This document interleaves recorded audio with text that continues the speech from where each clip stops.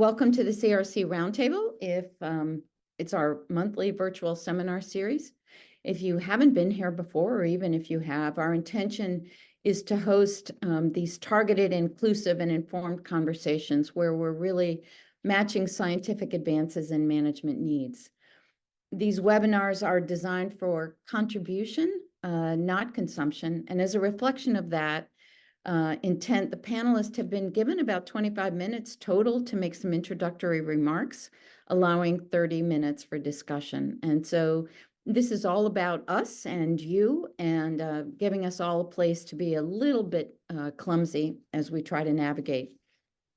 I always start with understanding why this topic at this time by these speakers as a way of introducing them. And as the restoration effort nears its important 2025 milestone, two skills are vitally important: the ability to envision the future that we want and the ability to integrate our learnings from the past 40 years of experience into our plan for getting there. Thinking about the future in 5, 10, and 30 years is essential to being an engaged citizen. And that means curiosity about what might happen and the ability to imagine how things could be different are necessary for positive change in our community. But this is really interesting. Future thinking is one of our most underdeveloped skill sets. And a first major study of our ability to future think happened in 2017. Authored by a woman named Jane McGonigal at the Institute for the Future, and it confirmed just how bad the human brain is at this. It surveyed over 2,800 people in the US, and they asked them to reflect on how frequently they imagined something that might happen.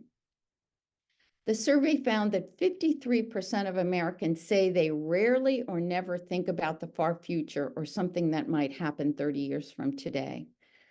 21% report imagining this future less than once a year, while the largest group of respondents, 32%, say it never crosses their mind at all. And so what might the impacts be of a foresight gap, we can call that, on those of us on this call? According to the latest census, well over half of us should expect to still be alive in 50 years. That might not apply to me, but it might apply to a lot of the rest of you. And so we need to be interested in thinking about what kind of world we might find ourselves in, or want to help to make what we want to avoid when that time comes. If we are to do that, the work of these speakers is critical because they represent people whose entire day is spent looking at the patterns of the past to inform the present, but not determine it, and creating pathways and policy for us to get there. Peter Claggett is with the USGS and the Chesapeake Bay program. He does the land use modeling for the program and I've just known him for many years, and he's a wonderful thinker and communicator. Last July, he published a paper in the Journal of the American Water Resources Association on land cover future scenarios modeling that presented Maryland scenarios for 2025 and their impacts on nitrogen, phosphorus, and sediment loads. And he continues to push those around him to consider the future. Eric Lashinsky is the Chief of Comprehensive Planning for Annapolis. And he, after nearly 25 years of living elsewhere, he returned home in 2020 to do something really amazing for the community in Annapolis. He works with residents and other stakeholders through a collaborative process to articulate how we want our community to look and function, and develops a plan to get us there. So without further ado, I'm going to turn the floor over to Peter so they can get started. Panelists, I understand it's a challenge. I will try to very gracefully remind you when 12 minutes is there, so to give you a chance to wrap up, and then we'll move on to discussions. Again, for those of you, we facilitate discussion both through the questions that were submitted beforehand and through the chat. So when the appropriate time comes, please feel free to put your question in the chat. And with that, Peter, you have the floor.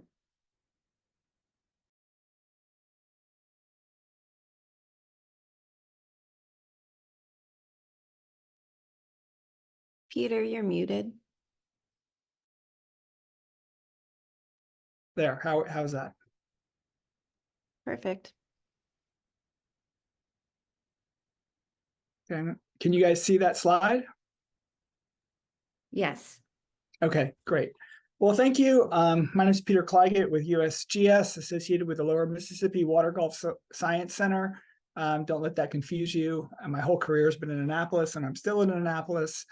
And I'm going to talk about planning for the future, projecting to 2050 and beyond, and what the future might hold for the Chesapeake Bay watershed.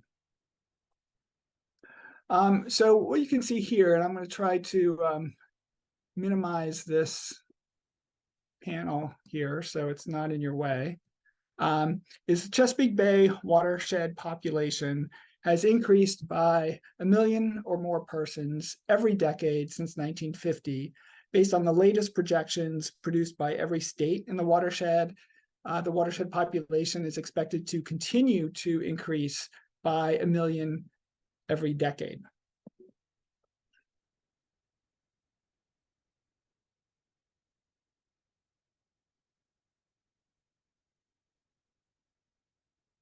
Over the 50s and 60s, one of the issues that a lot of issues came up, environmental issues around the world associated with the kind of post-World War II economy and burgeoning growth throughout the United States in particular.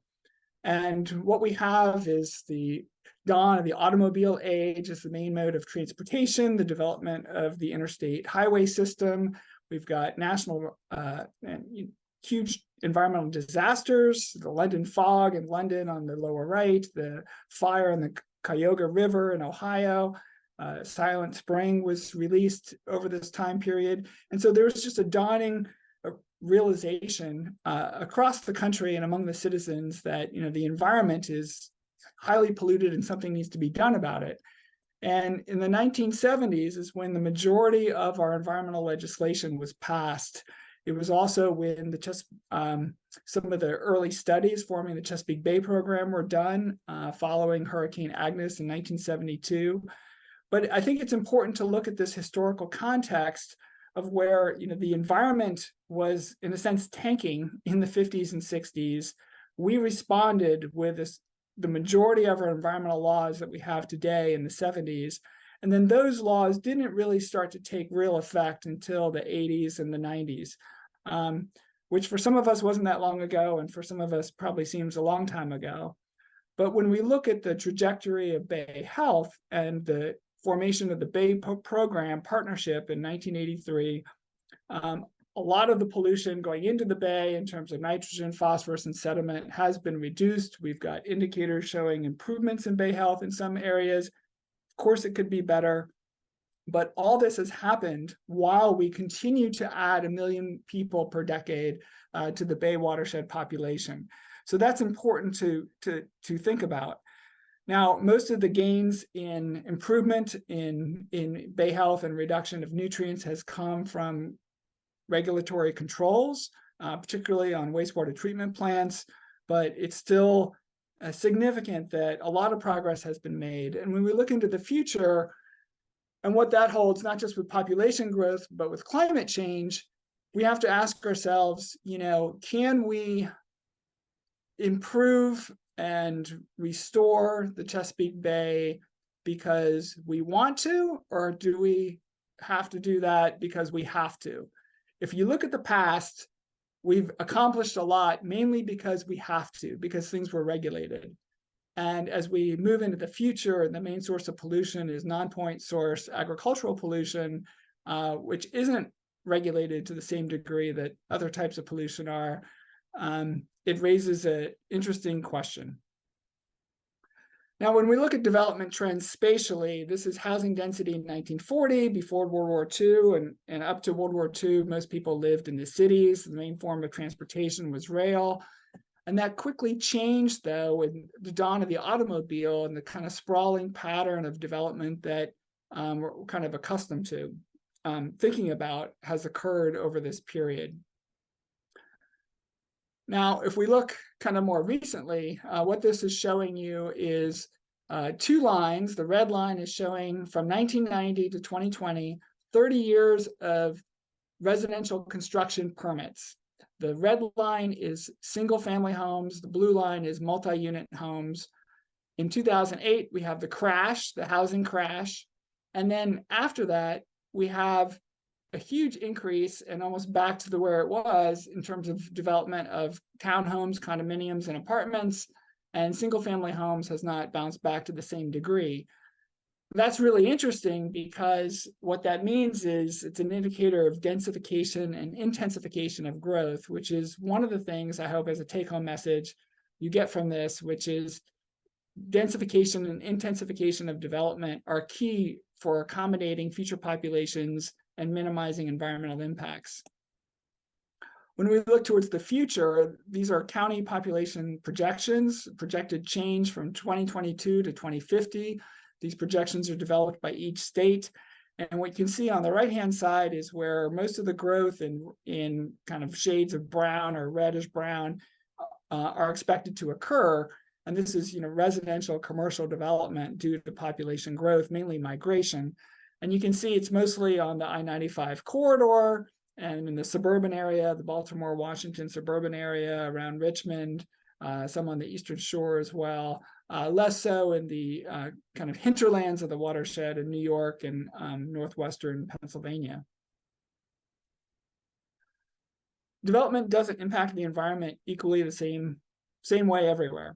And if we look at high resolution land use change trends from 2013 to 2017, where we mapped the whole watershed in both years with 1 meter resolution data, we can see that development has taken out agriculture, converted agriculture to development in this kind of middle slide, mainly in southeastern Pennsylvania and on the Eastern Shore and in Delaware.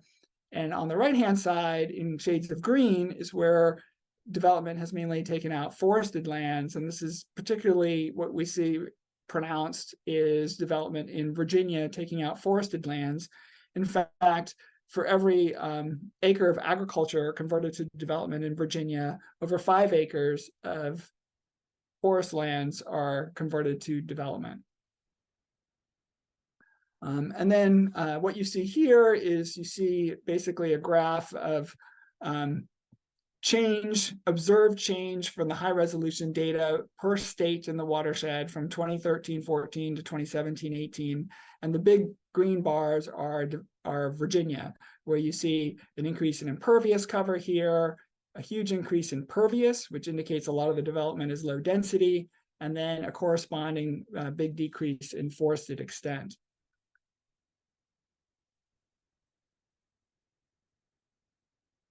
Another thing I want to bring to your attention, and I apologize that this bar keeps getting in the way, but utility scale solar is something that we're keeping an eye on in terms of land use change, because particularly in Virginia, it is expected to be a major factor influencing the conversion of forests and farmlands. And these graphs are for each state, and basically they show the growth of solar installations per state. The light blue part of the graph represents utility scale solar, which are really big solar operations. And I'm going to move this out of the way just for a second so we can see in the lower right, the Virginia graph, which has the largest scale and the largest share of solar development is this utility scale solar.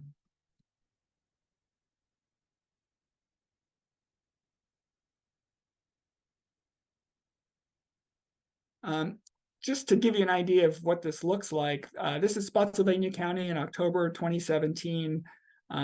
These areas here that look barren, the timber has been harvested.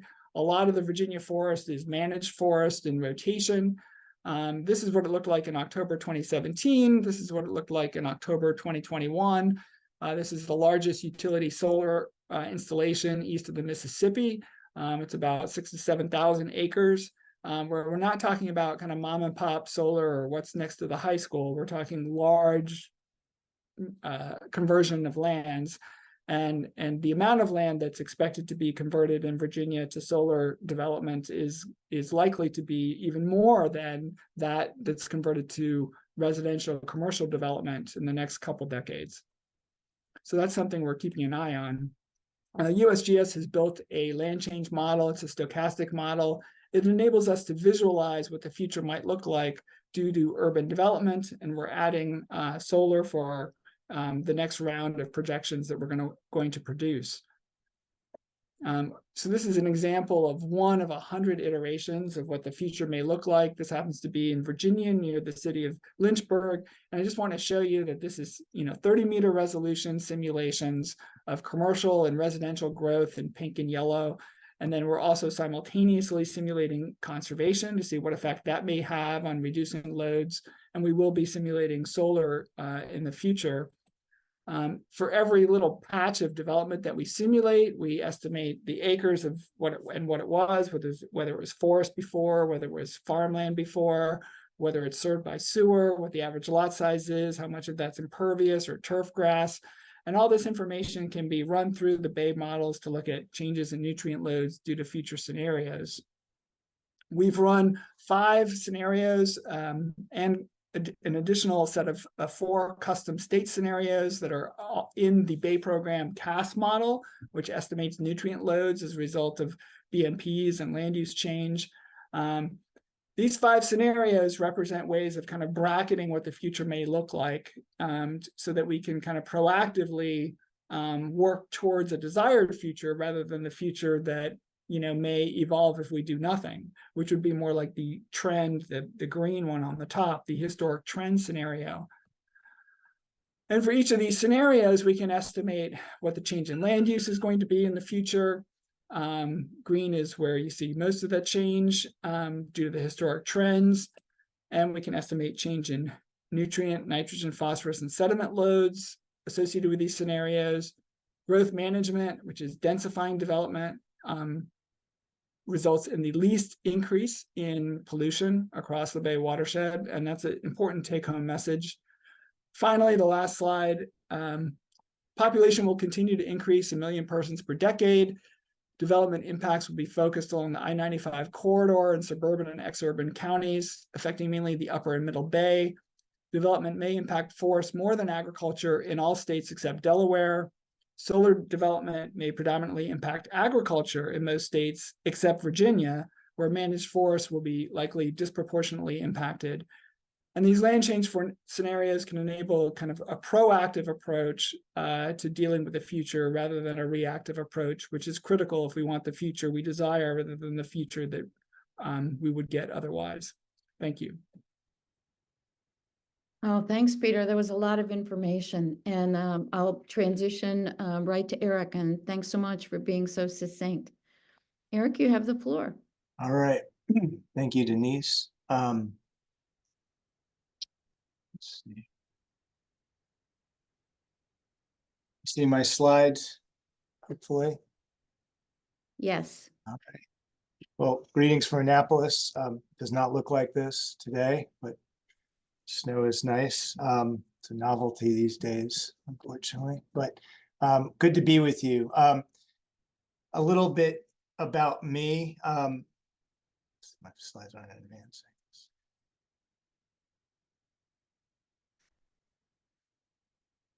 There you go. I stumbled upon this meme recently. It's not, doesn't tell the whole story, but I do like maps. I'm a city planner because I do want to make a difference and sort of be an agent of change here in Annapolis. I'm a native Annapolitan. As Denise mentioned, I lived elsewhere for about 25 years and then moved back in 2020 into this role, and still sort of getting reoriented to Annapolis. But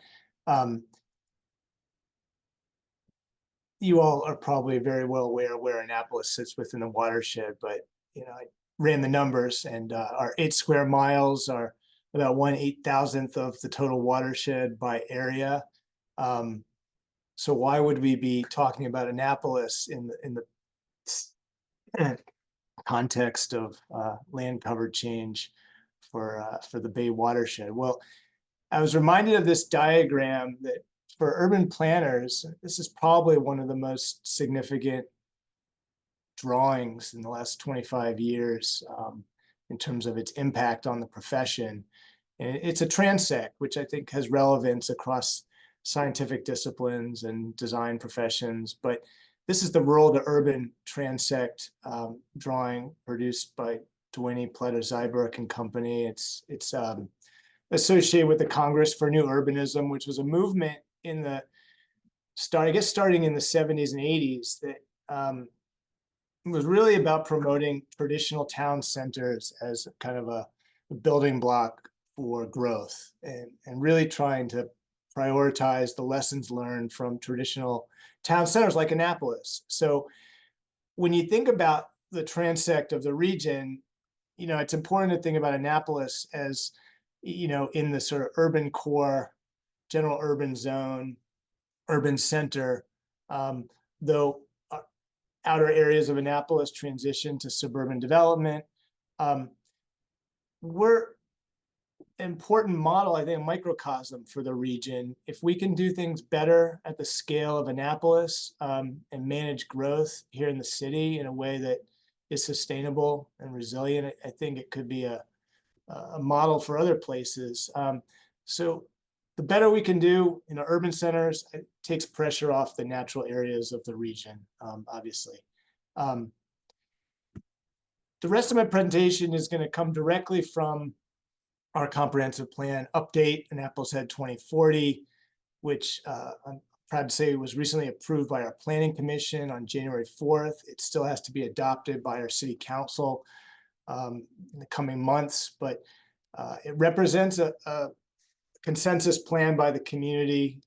We've been working on it for over 3 years.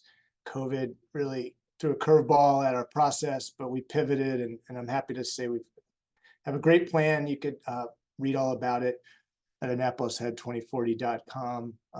If you're in Annapolis, we're going to have print copies at the libraries and the rec centers in the coming week. Well, I think one of the defining factors or defining features of being a planner is being an agent of change, as I mentioned before, and feeling like we have some agency to change the course of our surroundings, manage growth responsibly, figure out what our assets are, and design around those assets. We started the comprehensive plan with a vision that was really grounded in community input, and this is what it is. It prioritizes equity, health, and resilience. Those were words that were barely mentioned in our last comprehensive plan in 2009. It's amazing how much can change in our thinking and awareness in just 10 years. We're highlighting 2 projects here on the right that really represent this vision.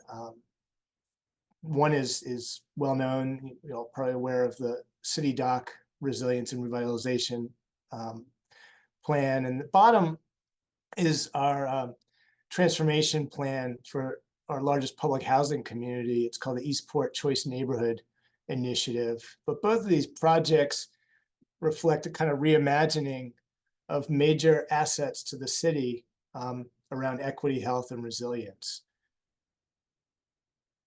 Early in the comprehensive plan, we prioritize the city's environmental context. I mean, it's no surprise that cities have been planned for centuries around natural resources. Annapolis is no different. Maybe it's an obvious thing, but being clear about the environmental context of the city is really the beginning of how we plan for the future. And it's, for those who aren't familiar with the city, we have a sizable critical area. In purple, we have 12 different watersheds. We have a decent urban tree canopy. We're losing it, seems every year, but we have a plan to expand in the coming years.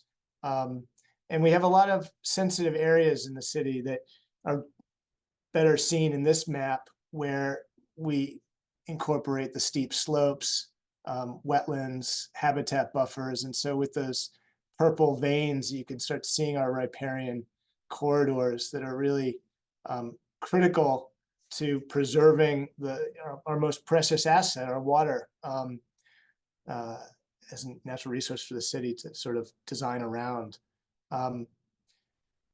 We look at models and maps from other places, other agencies. This is the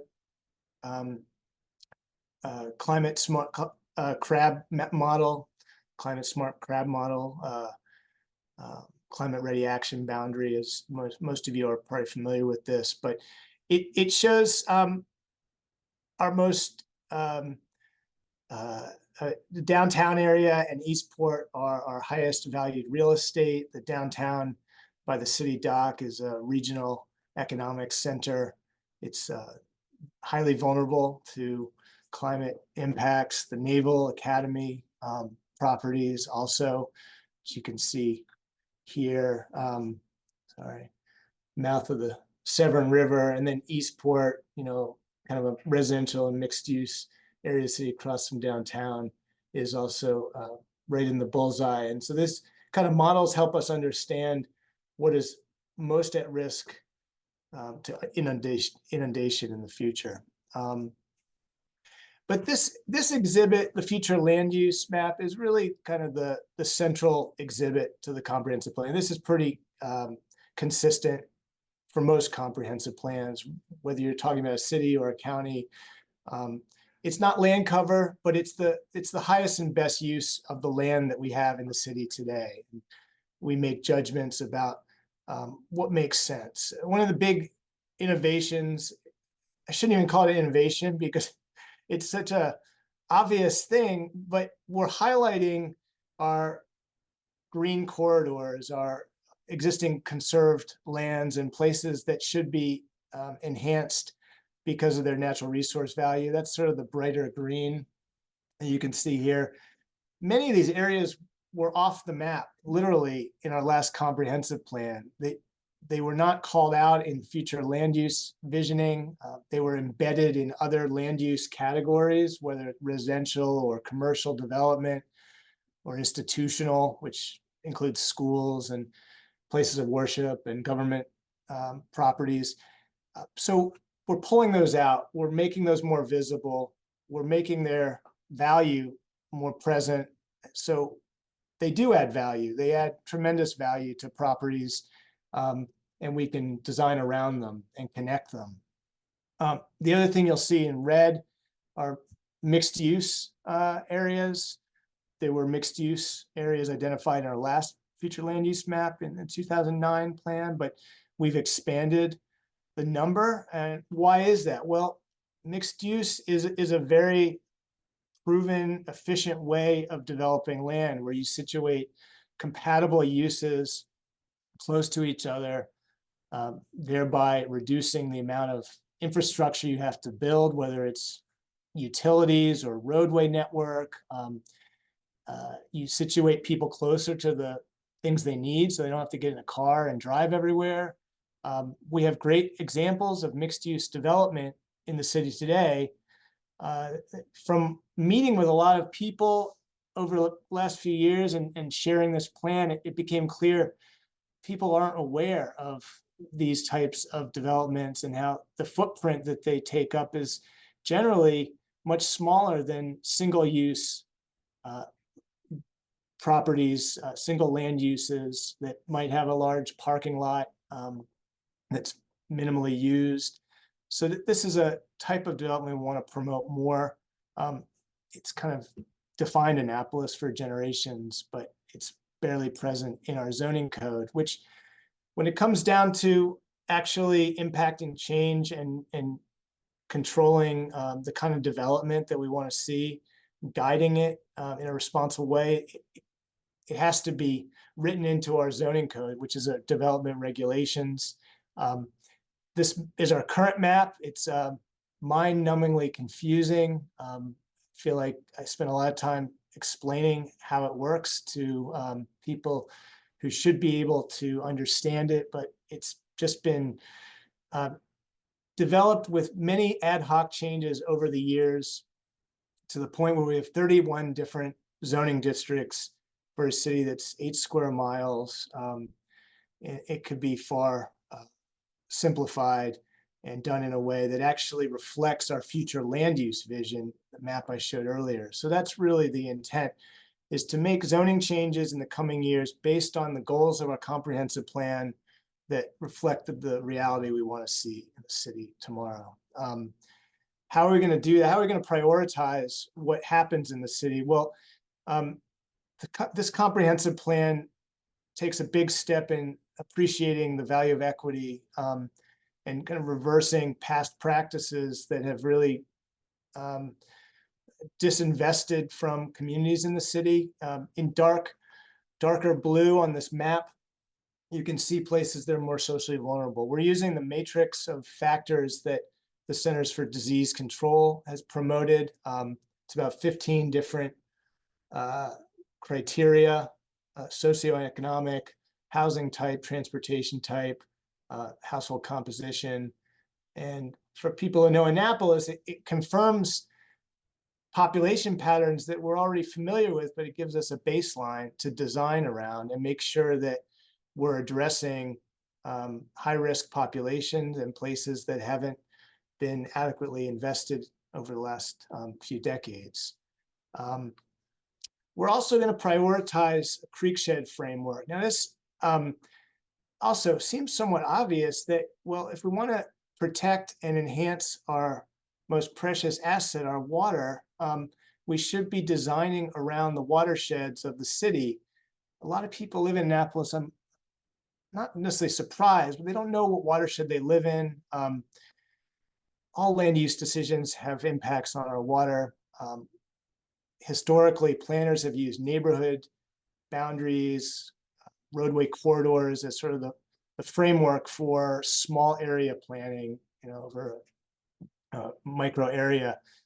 I think in coming up with this idea for Annapolis, the idea was to reorient how we think about our small area planning and really make sure that we're gearing things towards our watersheds. And this image here is really the inspiration. It comes from Ellicott City outside of Baltimore, which after devastating floods a few years ago, did the same thing. They basically created a new plan for the city that was oriented around their watershed, understanding that everything about their city, economy, culture, history, was sort of springing from their relationship to the water.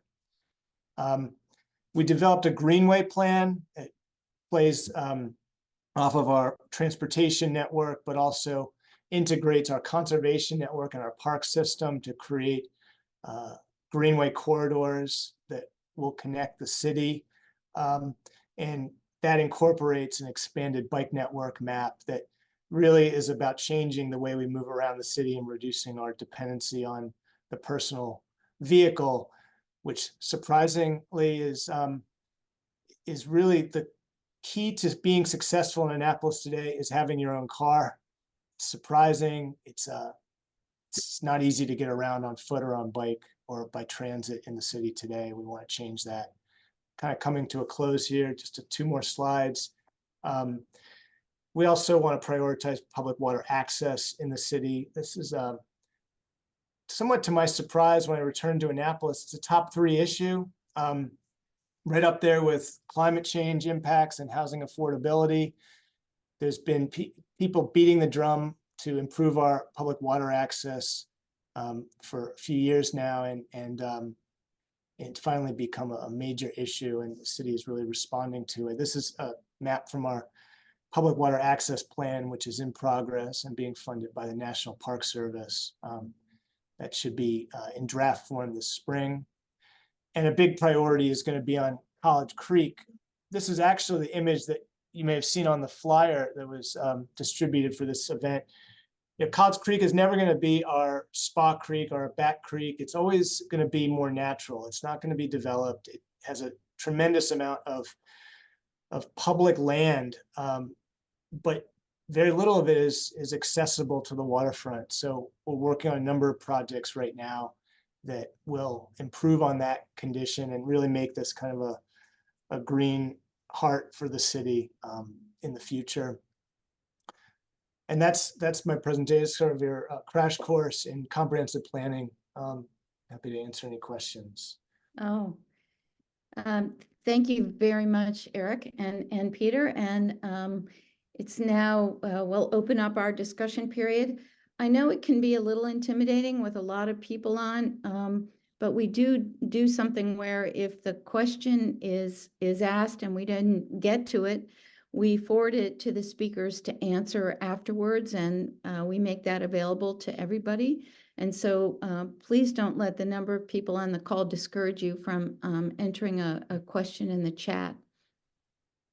I will sort of start it off with a general question. And there's a lot of, from the questions that were given ahead of time, wow, how do I say it? If maybe a question I have is, if we've come to realize a little late the necessity or the criticality of the environmental part of the equation, and in light of climate change,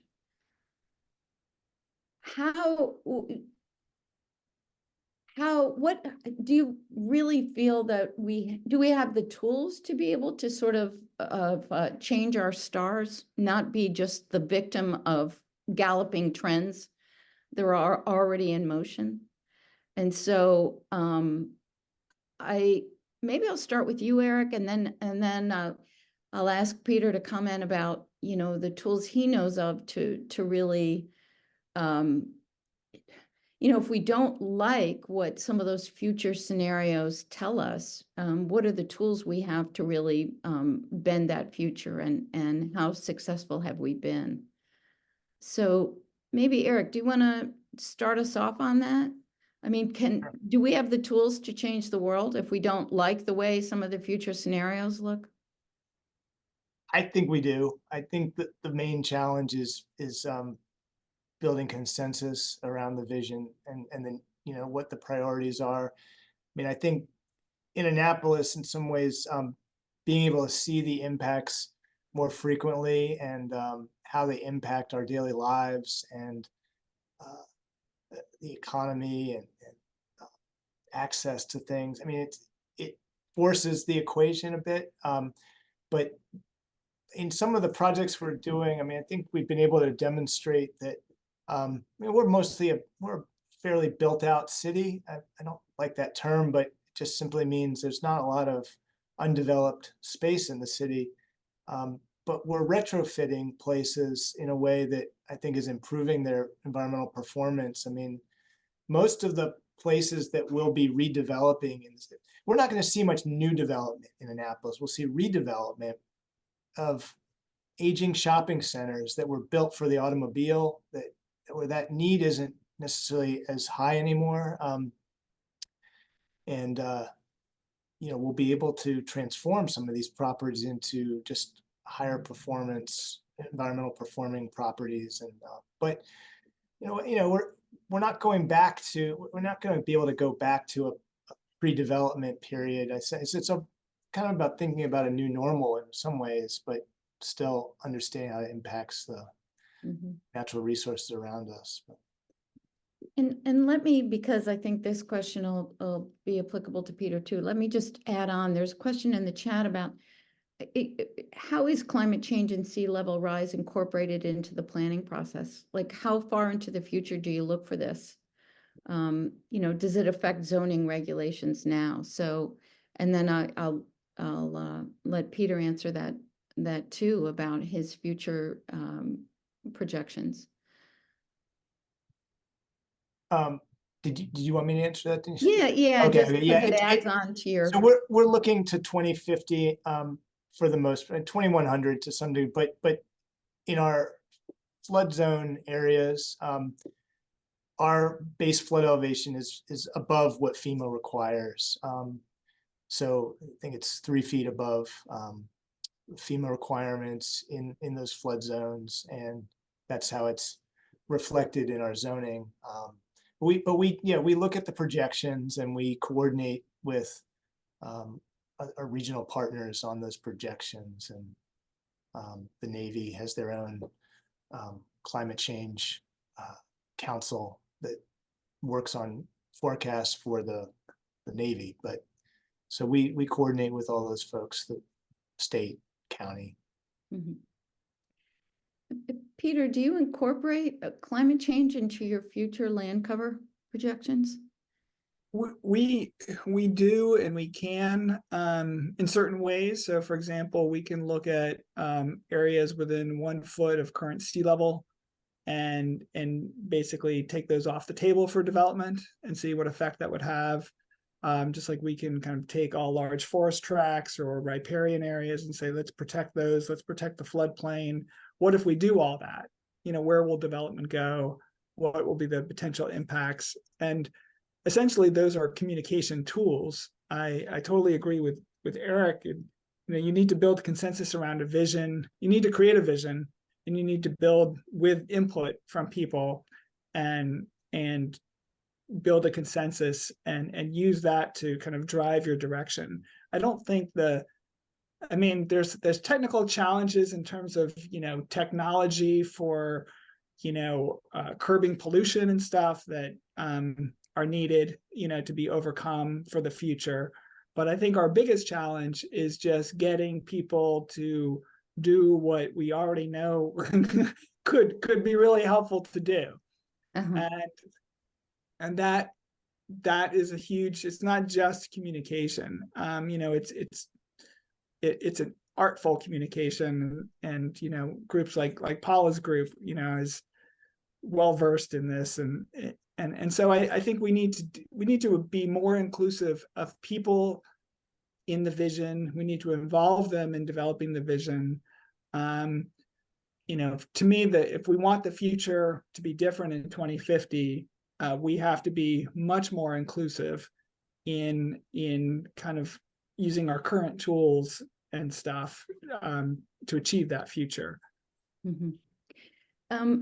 Peter, there's a bunch of questions, and I think they follow the same stunning moment I had when you bring up the potential impacts and role of utility scale solar.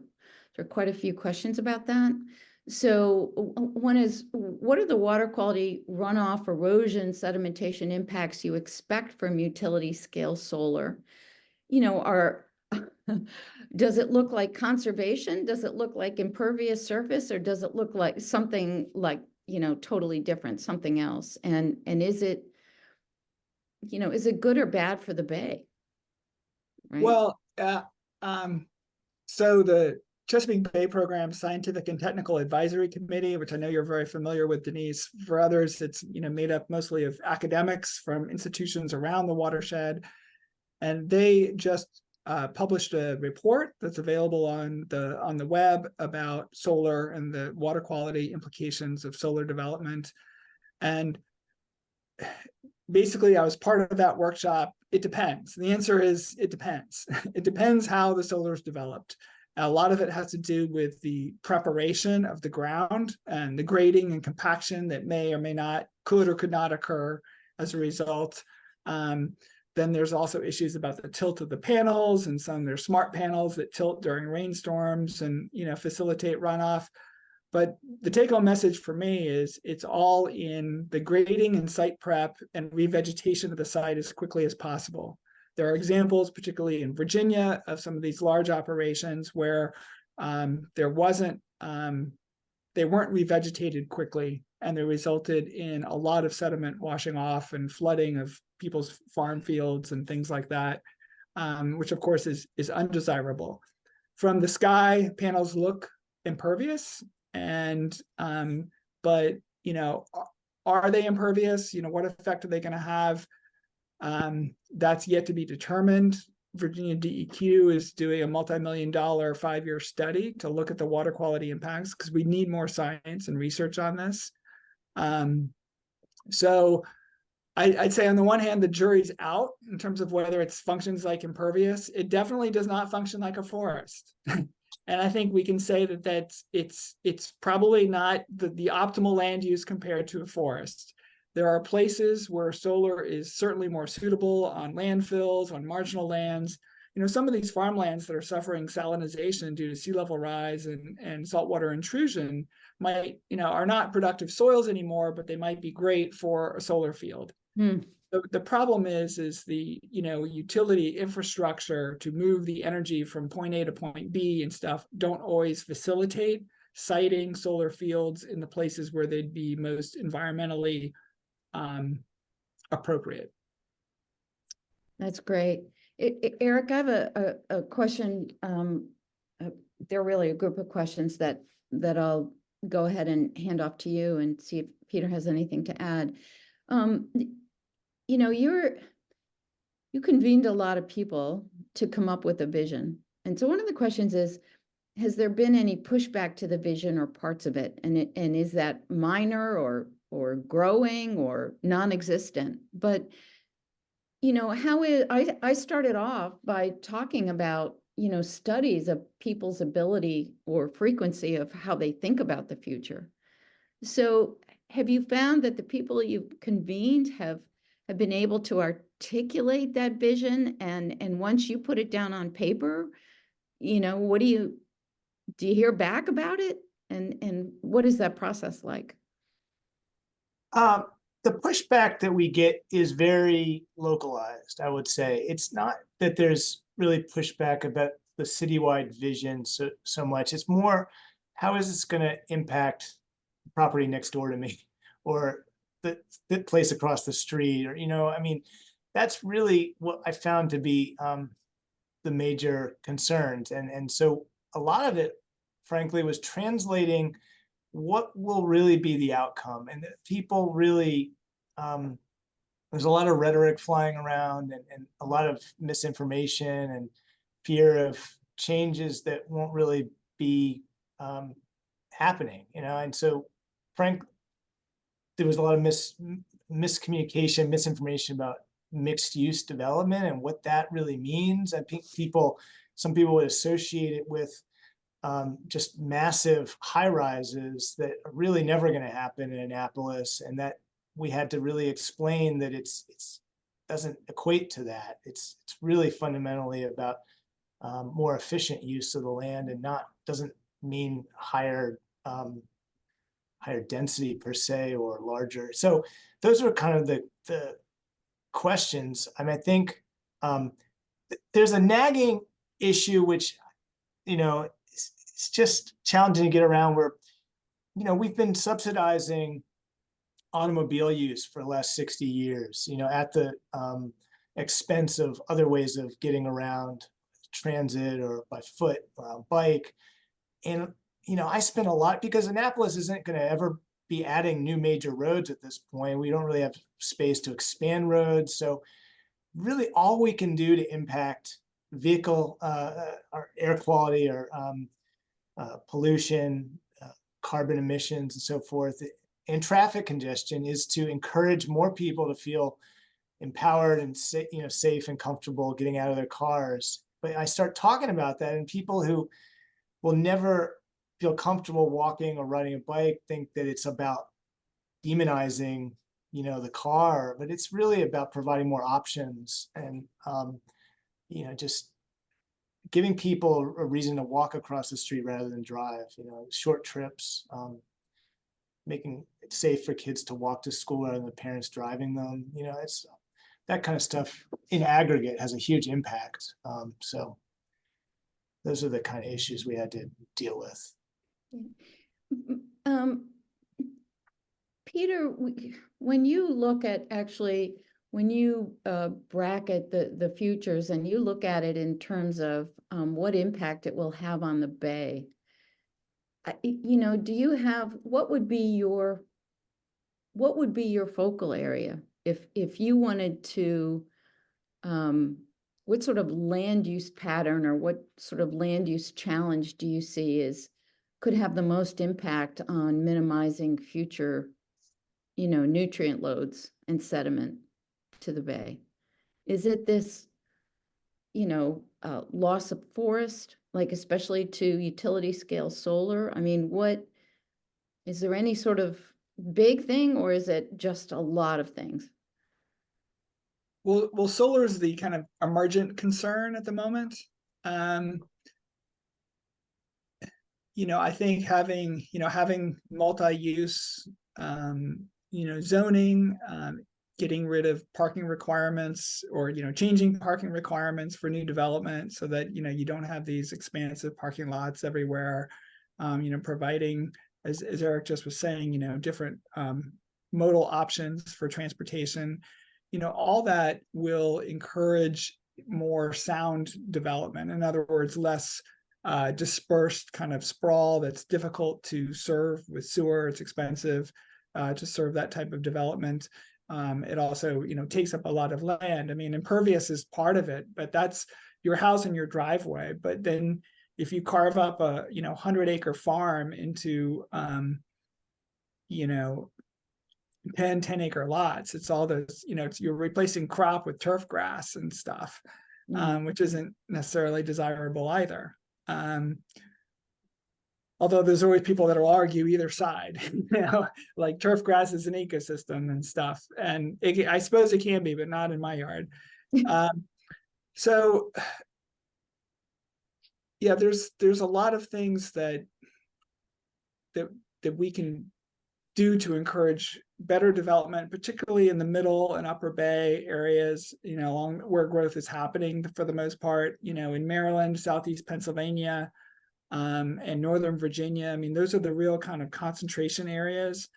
And we do want, even though agriculture is the most kind of polluting land use on a per acre basis, we still need agriculture, and we want to keep agriculture in the watershed.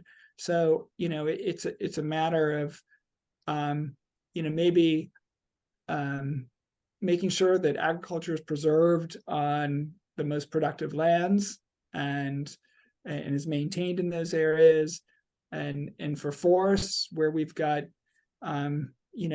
large stands of forest and riparian areas and along the critical area, we want to keep trees as much as possible. We want to keep trees in neighborhoods for shading and for climate mitigation. So there's not like one thing I think we can do, but we know the problems when we see them, and we know the solutions, and then it's working with people and convincing people to do something, and organizations to do something different, which is going to solve the problem. Eric, let me ask you this first. There's a lot of questions I think that get around to the fact that it's a pretty there's a lot of variables to solve. So for example, you mentioned 3 of them, right? Equity, health, and resilience. And so to what extent can we analyze what the trade-offs are between, for example, minimizing environmental impacts while meeting state climate resilience goals? I mean, I think the utility scale solar is like a really big wake-up call for some of those trade-offs, right? We think we're pursuing one good thing, but there are consequences to it, right? And another. So do we have the tools to sort of really understand what those trade-offs are? And I'm wondering if, like, for example, Peter's sets of scenarios that he uses to bracket the future, is a tool we use. But do we do a very good job of understanding, we've got a multi-objective problem, right? Which makes it complicated. We haven't done a greenhouse gas inventory in over 10 years in the city. That's something that is really a high priority. When you look at the recommended actions on our comprehensive plan, that really needs to happen in the next year for us to really try to address the climate goals. And I think that the solar is just really one piece of it. I mean, what we're gonna see when we do our greenhouse gas inventory is, not surprisingly, vehicles and buildings are going to be our major emitters. We don't have major industries here. In fact, little known fact, we have a major solar farm on our retired landfill just outside of the city. I think at one time it was the largest solar field on a former landfill. I don't know if it still is, but no, I think we're going to be, the the things that we look at in our comprehensive plan are transitioning our fleet vehicles to electric, incentivizing more electric vehicle, personal electric vehicles, getting people to, mobility again. It needs to be seen as part of our environmental policy. It just has a tremendous, especially in a place like Annapolis, it just has a tremendous impact. And we also have some pretty significant green building recommendations. And in fact, we identified the housing that was built at CRC as a model potentially for kind of the small scale housing changes that we want to see in the city. That would have an impact on climate goals too. But it's a lot. The toolbox is rich. I mean, it's just a lot of strategies we have at our disposal, I think. So let me kind of finish. We just have a couple minutes, and I'll ask Peter kind of a short question, and then I'll ask each of you just if your kind of final thoughts, if there's anything you really want us to leave with. But, Peter, it would seem to me these future land cover projections under this range of scenarios are incredibly useful things to stimulate people's thinking and visioning and conversation. Do you get asked to come talk to people much about your maps, and what is that like? Like, how do we do a better job of giving people the tools that give them some way to envision a range of possible futures to figure out which one we really want?